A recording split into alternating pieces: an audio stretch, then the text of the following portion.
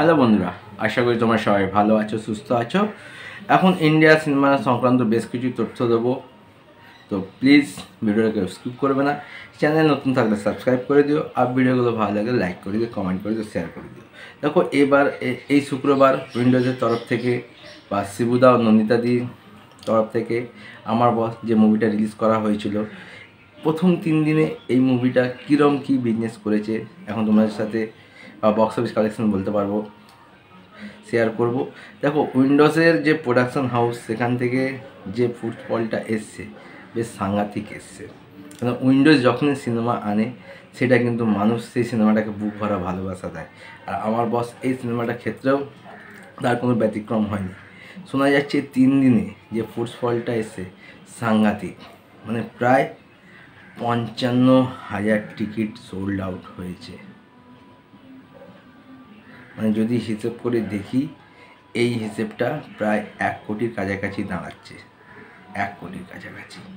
তো আমার বস সিনেমাটার রেসপন্স বেশ ভালো এসছে, পাবলিকদেরও বেশ ভালো লাগছে, আর বক্স অফিস থেকে বেশ ভালো একটা বিজনেস করছে। সেকেন্ড আপডেট হচ্ছে প্রভাসের আপকামিং সিনেমা ফৌজি নিয়ে। শোনা যাচ্ছে ফৌজি প্রায় 60 থেকে 70% শ্যুটিং হয়ে গেছে, আর এই সিনেমাটা রিলিজ ডেট ভাবনা চিন্তা করছে মেগাস্টার 2026 আগস্ট মাসের উইকেন্ডে, মানে হয় 15 আগস্টের আগে, 1 সপ্তাহ আগে বা 10 দিন আগে। কারণ এটাই দেখা, ফৌজির সমস্ত শ্যুটিং র্যাপ আপ হওয়ার পর কত তাড়াতাড়ি আমরা আপডেট পাই। পরবর্তী আপডেট হচ্ছে শাহিদ কাপুরকে নিয়ে। শাহিদ কাপুর তার কেরিয়ারের হায়েস্ট পেড অ্যাক্টর হতে চলেছে। মানে এখনও অবধি শাহিদ কাপুর যে কাজগুলো করেছে, নেক্সট যে কাজটা করবে সব থেকে হায়েস্ট পারিশ্রমিক সে নেবে। সেটা কোনো সিনেমা না, সেটা হচ্ছে একটা ওয়েব সিরিজ ফার্জি, যেটা ধামাকা করে দিয়েছিল ওয়েব সিরিজে। তো এখন ফার্জি 2 আসবে, এই ফার্জি 2-র জন্য শাহিদ কাপুর যে অ্যামাউন্টটা নিচ্ছে তার কেরিয়ার, সেটা হচ্ছে বিগ অ্যামাউন্ট। পরবর্তী আপডেট হচ্ছে রেড 2।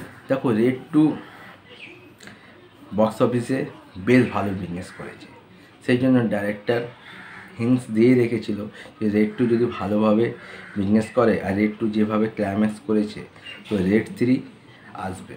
তো রেড 3 নিয়ে ইতিমধ্যেই ভাবনা চিন্তা শুরু হয়ে গেছে।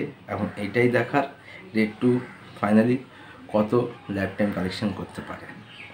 এবং লাস্ট সবথেকে বড় আপডেট হচ্ছে কিং খানের নেক্সট মুভি বা বিগ প্রজেক্ট কিংকে নিয়ে।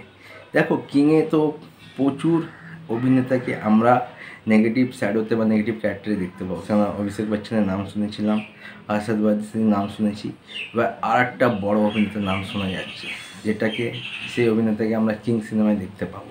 ইয়েস, সেই অভিনেতার নাম হচ্ছে অনিল কাপুর।